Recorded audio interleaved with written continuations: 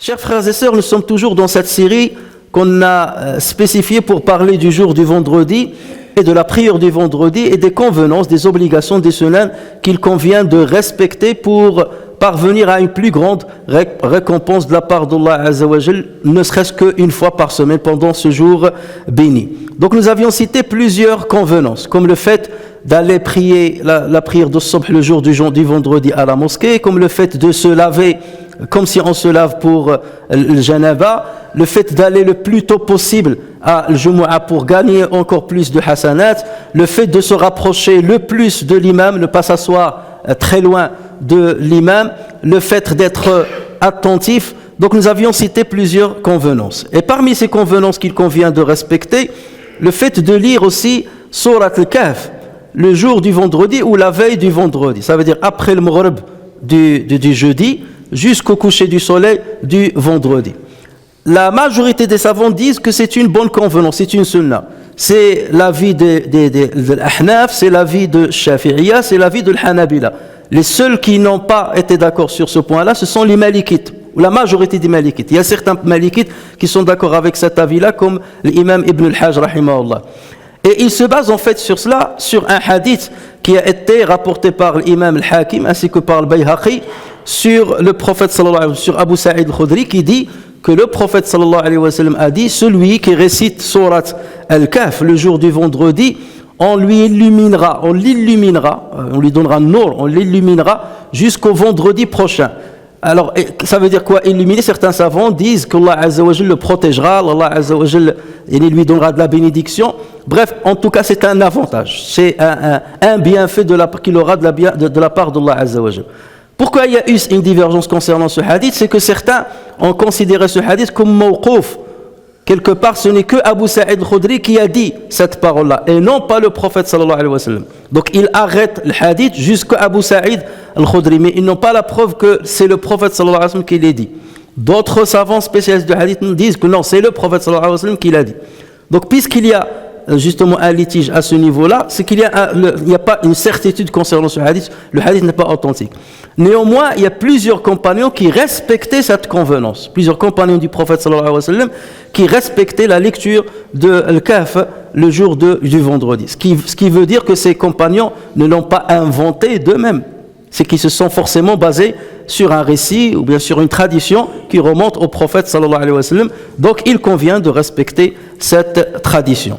Et de toute manière, lorsqu'on lit le Coran, le minimum, c'est qu'on a 10 hasanats par chaque lettre qu'on récite. Donc quelqu'un qui lit Surat al-Kahf le jour du vendredi, il aura au moins cette récompense. Et imaginez combien il y a de lettres dans cette surah et combien de hasanats par conséquent qu'il va gagner.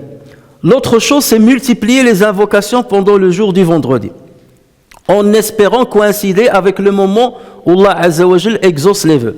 Alors cette question, à quel moment de la journée il y a Sa'at al-Ijaba, le moment où Allah Azza wa Jal exauce le vœu? Sur ce point-là, il y a eu une grande divergence entre les savants. L'imam Ibn Hajar al-Asqalani, dans Fath al-Bari, il a rapporté pas moins de 42 opinions à propos de ce sujet. 42 opinions des savants à propos de ce sujet.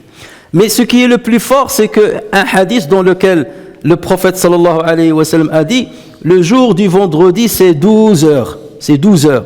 Et là, les savants, ils ont dit, ça veut dire qu'en tout cas, c'est la deuxième moitié du vendredi. Ça veut dire depuis le lever de l'aube jusqu'au coucher du soleil, en tout cas. C'est pas la veille.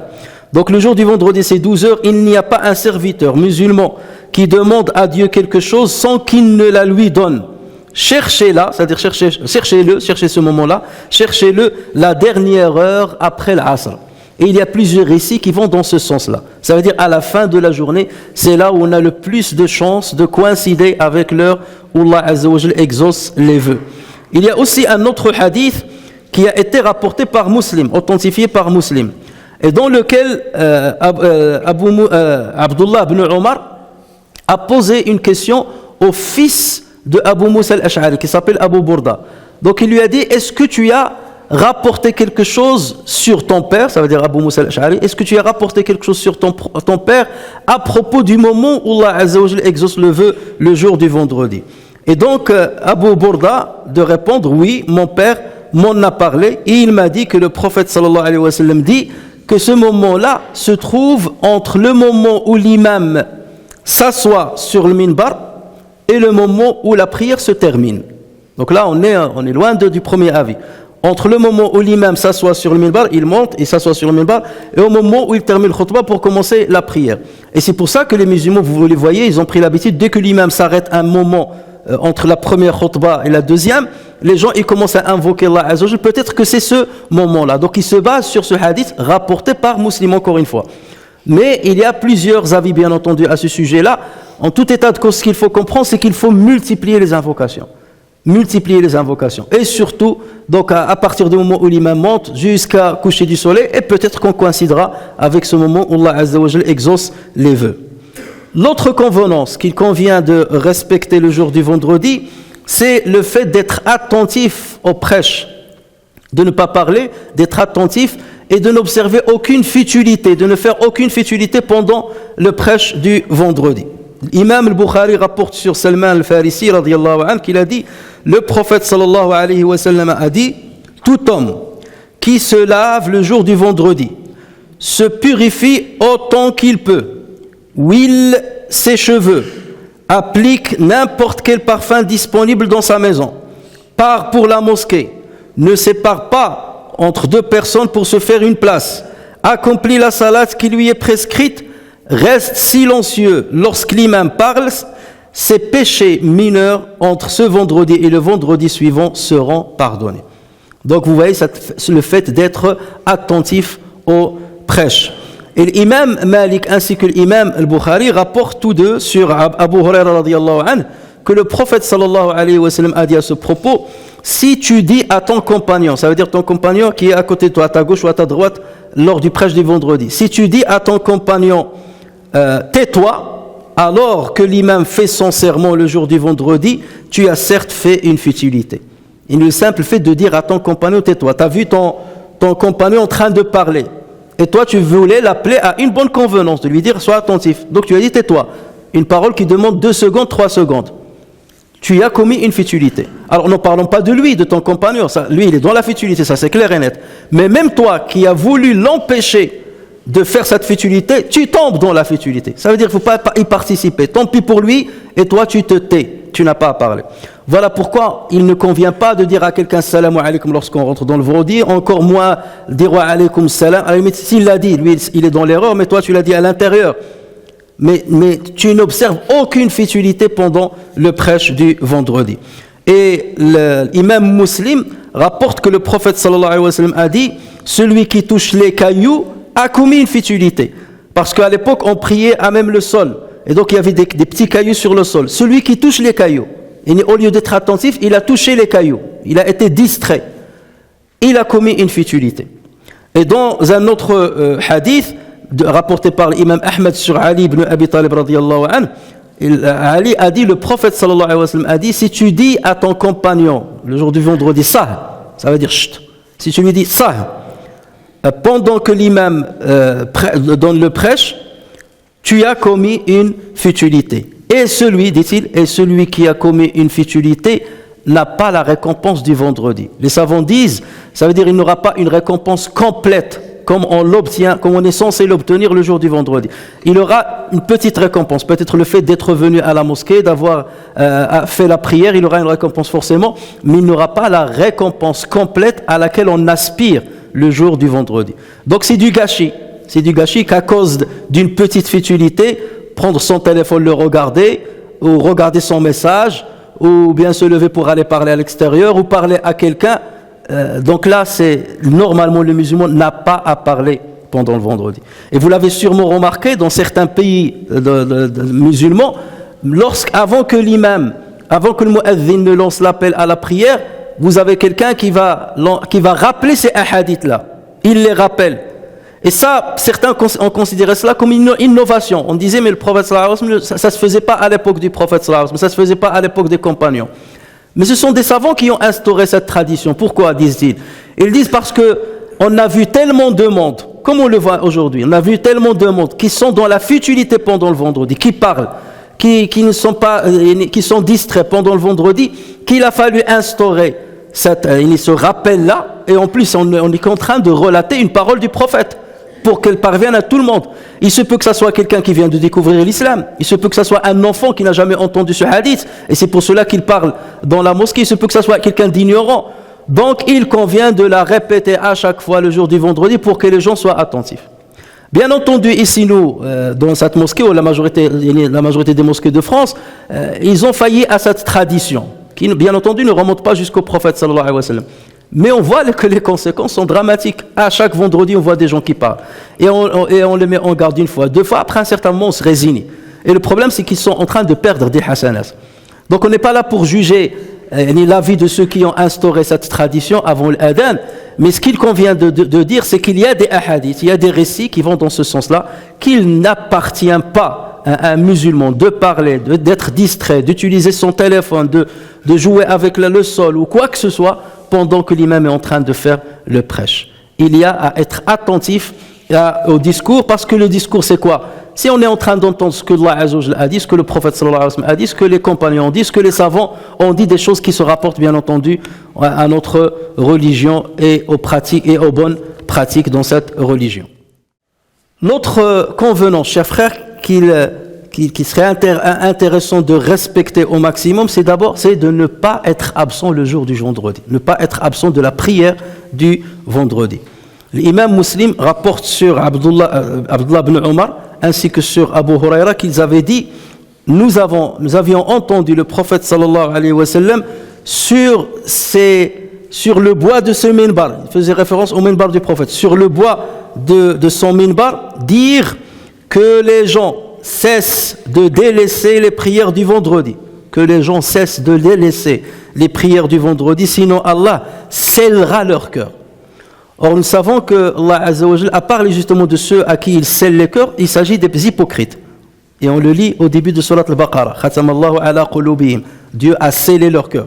Donc sinon Allah scellera leur cœur, ensuite ils seront du nombre des insouciants. Ils seront du nombre des insouciants. Et dans un autre hadith authentique aussi, rapporté par l'imam Ahmed, le prophète sallallahu alayhi wa sallam a dit, celui qui a délaissé la prière du vendredi 3 fois, celui qui a délaissé la prière du vendredi 3 fois, méprisant par là son importance, et il dit, c'est pas important, c'est pas grave, j'ai du travail, je termine le chaf, je vais terminer, j'ai encore un petit truc à faire. Et il ne donne pas à la prière du vendredi ce qu'elle mérite comme intérêt. Celui qui a délaissé la prière du vendredi 3 fois, maîtrisant par là son importance, Allah scellera son cœur. Allah scellera son cœur.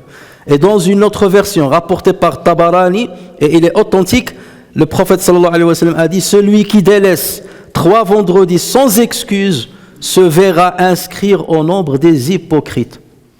Se verra inscrire au nombre des hypocrites. Donc le musulman normalement, il doit insister à venir à la prière du vendredi et aménager son temps afin d'être parmi les présents le jour du vendredi. Lorsqu'il a une excuse valable, par exemple le voyage, on n'est pas obligé de participer au vendredi. Lorsqu'il s'agit d'un jeune qui a ses études, il doit être à l'école, donc là il est obligé, il a une excuse. Donc il n'est pas venu au vendredi parce qu'il le méprise ou parce qu'il ne lui donne pas d'intérêt. Là il est obligé de suivre son cursus, il a une excuse. Pareil pour quelqu'un qui a un travail dont il ne peut pas aménager les horaires. Mais tant que le musulman peut aménager ses horaires, par exemple prendre le moment du vendredi, ne pas travailler et rattraper l'heure manquée ou les 2 heures manquées pendant la semaine, chaque jour par exemple il vient une demi-heure de plus, il donne une demi-heure de plus chaque journée pour rattraper les 2 jours qu'il a manqué pendant le vendredi, c'est un accord qu'il passe avec son patron s'il travaille ou là où il travaille, ou à la limite il diminue les heures qu'il travaille la semaine, s'il n'est pas dans le besoin de dire voilà, au lieu de travailler 35 heures par semaine, je travaille 33 heures par semaine, je ne suis pas payé sur 2 heures, mais au moins je viens le vendredi. Certains vont dire oui, mais il y aura un manque à gagner de 200 € à la fin du mois. Mais vaut mieux perdre 200 € et gagner les hasanats du vendredi qui vont te servir le jour du jugement, lorsque tu as la possibilité, bien entendu, de le faire, plutôt que de s'intéresser à ce qui est mondain et mettre en second plan ce qui relève de l'au-delà. Donc, tant que le musulman peut aménager, qu'il le fasse. Et lorsqu'il ne peut pas, dans ce cas, il est dans l'excuse, il est excusé, et dans ce cas, il ne rentre pas dans la catégorie de ceux dont les hadiths ont parlé ici.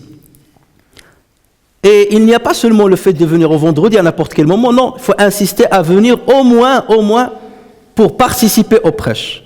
Parce que le prêche fait partie de la prière du vendredi.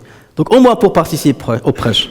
Et le prophète sallallahu alayhi wa sallam dit dans un hadith rapporté par Abu Daoud sur Samura ibn Jundub, Uhduru dhikr, soyez présents pendant le dhikr. Et dhikr, c'est le prêche. Puisqu'Allah Azza wa Jal dans Surat al-Jumu'ah a dit, ô vous qui avez cru, lorsqu'on lance l'appel du jour du vendredi, Fas'aw ila dhikrillah, accourez, hâtez-vous pour le dhikr, pour le prêche qui va commencer. Et laissez le négoce et la vente. Donc dhikr, c'est ça, c'est le prêche. Donc le prophète sallallahu alayhi wa sallam insiste, il donne l'ordre, Uhduru dhikr, viens au prêche. Il faut que tu sois parmi les premiers au prêche. Viens pas au milieu du prêche, à la fin du prêche, sauf si tu as une excuse valable. Donc, uhduru dhikr, wadnu min al-imam, rapprochez-vous de l'imam, car l'homme ne cesse de s'éloigner de l'imam jusqu'à ce que Dieu l'éloigne dans le paradis, même s'il y entre. Jusqu'à ce que Dieu l'éloigne dans le paradis, même s'il y entre, même s'il fait partie des résidents du paradis. Ça veut dire qu'il ne sera pas dans les hauts degrés. Donc, imaginez la conséquence quand même, elle est très grave. Et c'est pour cela qu'il ne convient pas de s'asseoir le plus loin possible alors qu'il y a encore de la place devant. Théoriquement, les musulmans doivent hâter et concourir pour faire partie des premières places le jour du vendredi et gagner des hasanat. Si je ne peux pas la première semaine, la deuxième. Si je ne peux pas la deuxième, la troisième. Mais être toujours à l'arrière pendant toute l'année, c'est qu'il y a un problème. Problème de compréhension, problème de motivation, peut être un problème de foi tout court ou d'ignorance. Allah Azza wa Jalla sait mieux. Mais en tout état de cause, le but c'est de lever cette ignorance à travers ce que nous sommes en train de relater comme récit prophétique. Et donc, une autre chose, et là il ne s'agit pas d'une convenance, mais il s'agit d'une belle annonce que le prophète sallallahu alayhi wa sallam a faite concernant les personnes qui décèdent le jour du vendredi ou la veille du vendredi. Dans un hadith authentique rapporté par l'imam Tirmidhi sur Abdullah ibn Amr ibn al-As radiyallahu anhuma, le prophète sallallahu alayhi wa sallam a dit, tout musulman qui meurt le jour du vendredi ou la nuit du vendredi, Allah le préserve du châtiment de la tombe. Allah le préserve du châtiment de la tombe. Pour terminer, chers frères, cette série, et là je vais abréger vraiment d'une manière très rapide parce qu'il ne reste pas beaucoup de temps, je vais aborder une question qui fait objet de polémiques, notamment entre des jeunes qui ne sont pas imprégnés de savoir ou qui plongent dans l'ignorance et qui ne savent pas ce que disent les savants. Une affaire jurisprudentielle, bien entendu, à propos de laquelle les savants ont divergé depuis très longtemps. C'est le fait, a-t-on le droit ou non d'accomplir Tahiyat al-Masjid, la salutation de la mosquée, alors que l'imam est en train de faire le prêche du vendredi. Cette affaire ne pose aucun problème pour quelqu'un qui vient très tôt. Parce qu'il vient très tôt, il fait Tahiyat al-Masjid, l'imam n'est pas encore là, donc il a fait sunnah, pas de problème. Quand est-ce qu'elle pose problème? Elle pose problème aux retardataires. Il y a ceux qui ne s'intéressent pas à avoir beaucoup de hasanat, à moins qu'ils aient bien entendu une excuse. C'est à eux que ça pose problème. Mais ceux qui viennent très tôt, ça ne leur pose pas de problème cette affaire. Même si les savants ont divergé, moi j'ai fait la prière, Tahiyat al-Masjid, j'ai pas de problème. Cette affaire-là, il y a eu divergence entre les savants. Et je vais abréger. Seulement le cas où l'imam est monté sur le minbar. À partir du moment où l'imam est monté dans le minbar, qu'est-ce qu'il faut faire? Il y a les Hanabila et les Shafi'ites qui disent, quel que soit le moment où tu rentres à la mosquée, tu te dois d'accomplir 2 rak'at avant de t'asseoir. Parce que le prophète sallallahu alayhi wa sallam l'a dit dans un hadith. Lorsque l'un de vous entre dans une mosquée, qu'il accomplisse 2 rak'at avant de s'asseoir. C'est un hadith général et on n'a pas à mettre une exclusivité ou à exclure certains moments. D'autres savants ne sont pas forcément d'accord avec cela. Et il se base sur un autre hadith rapporté sur un compagnon qui s'appelle Sulayk al-Ghatafani. Ce compagnon est entré le jour du Jumu'ah, alors que le prophète sallallahu alayhi wa sallam faisait son prêche, il est venu en retard. Et il s'est assis. Déjà, il faut se poser la question, pourquoi il s'est assis? Ça veut dire qu'il savait qu'il ne fallait pas faire la prière. Et le prophète sallallahu alayhi wa sallam de lui dire, Ya Sulayk, lève-toi et accomplis 2 rak'at. Le vendredi d'après, il a fait la même chose. L'homme est venu, il s'est assis, il est venu en retard, il s'est assis. théoriquement, il devait prendre compte de ce que lui a dit le prophète sallallahu alayhi wa sallam la semaine d'avant. Mais lui, il n'a pas pris compte. Ça veut dire qu'il savait qu'il fallait s'asseoir, puisque le prophète est sur le minbar. Il s'est assis une deuxième fois. Le prophète sallallahu alayhi wa sallam lui a dit, lève-toi et accomplis 2 rak'at. Troisième semaine, il a fait pareil. Il est venu en retard, il s'est assis. Parce qu'il sait que c'est ça la sunna. Et le prophète sallallahu alayhi wa sallam lui a dit, lève-toi et accomplis 2 rak'at. Et ensuite, le prophète sallallahu alayhi wa sallam a dit aux musulmans qui étaient dans la mosquée, tasaddaqu, donnez le monde. Et les gens ont commencé à donner. Et parmi ce qu'ils ont donné, il y avait 2 tissus. Et le prophète sallallahu alayhi wa sallam a pris 2 tissus et il les a donnés à cet homme-là, précisément, à Sulaik al-Ghatafani. Et le prophète sallallahu alayhi wa sallam a vu que ce n'était pas suffisant. Il leur a dit, tasaddaqu, donnez l'argent, donnez le monde. Et lorsqu'il a dit une deuxième fois, l'homme qui n'avait rien, c'est un pauvre, il a pris un des 2 tissus et il l'a jeté par terre. Voilà, moi aussi je fais sadaqa. Et le prophète sallallahu alayhi wa sallam s'est mis en colère.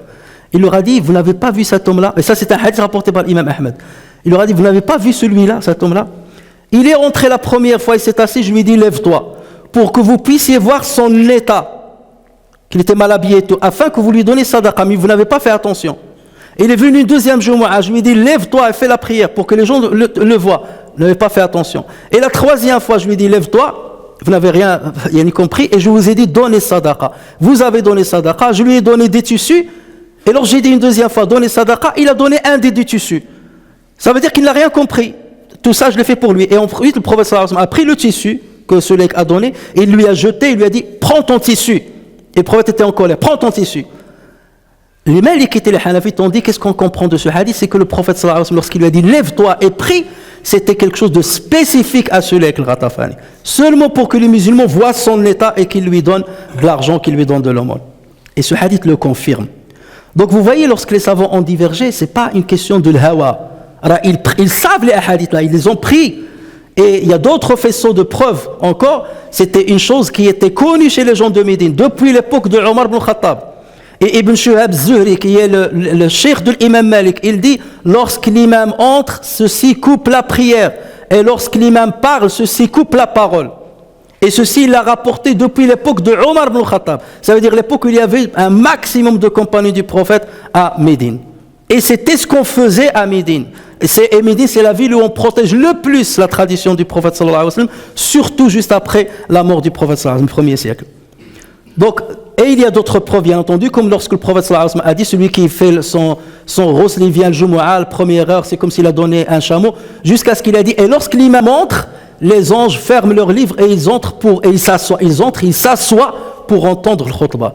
Donc les savants, ils ont dit, si les anges entrent et s'assoient, lorsque l'imam entre, ils entrent pour s'asseoir, c'est raison de plus que les musulmans qui rentrent s'assoient comme les anges l'ont fait. Donc vous voyez que les Malikites et les Hanafites, c'est pas qu'ils ne connaissent pas la sunna, ils connaissent très bien la sunna. C'est pas qu'ils connaissent pas ces hadiths, ils connaissent ces hadiths, mais ils les ont interprétés autrement. Et vous voyez bien, après cet éclaircissement, on voit bien que ce n'est pas une question de l'hawa. Tout ça pour dire, on n'est pas là pour dire qui a raison, qui a tort, seulement pour dire il ne convient pas d'engager des polémiques concernant ce sujet-là. Voilà le plus important. Pas de polémique sur ce sujet-là. Lorsque les grands parlent, les petits se taisent. Les savants ont leurs preuves, ça fait 12 ou 13 siècles qu'ils divergent sur cette affaire, ce n'est pas nous qui allons résoudre ce problème. Donc on n'a pas à interdire à quelqu'un qui est rentré il a fait la prière, il a suivi un groupe de savants. Celui qui est entré, qui s'est assis, il a suivi un autre groupe de savants. Donc on ne peut pas leur en vouloir. Mais si on veut sortir du problème, venez très tôt, avant que l'imam ne vienne, vous faites 2 rak'at et le problème est résolu. Le problème est résolu. C'est toujours les retardataires qui posent problème et c'est eux qui seront obligés de rentrer dans ce genre de polémique pour savoir ai-je raison ou ai-je tort. Celui qui a fait la prière avant que l'imam ne rentre a toujours raison. Et c'est ce qu'il convient de respecter. Et le but, c'est seulement d'empêcher les gens de rentrer dans la polémique et non pas de vous imposer un avis ou vous pousser vers un avis, seulement éclaircir pourquoi il y a cette divergence. Parce que sur Internet, il y a beaucoup qui s'étalent sur l'avis de l'Hanbalite et des Shafi'ites en disant ça se base sur des hadiths et tout, mais ils se taisent sur les preuves de l'Madhab al-Maliki et de l'Madhab al-Hanafi. C'est pour cela que je tenais à citer les preuves des autres pour maintenir un peu l'équilibre et dire qu'il faut respecter les avis des uns et des autres.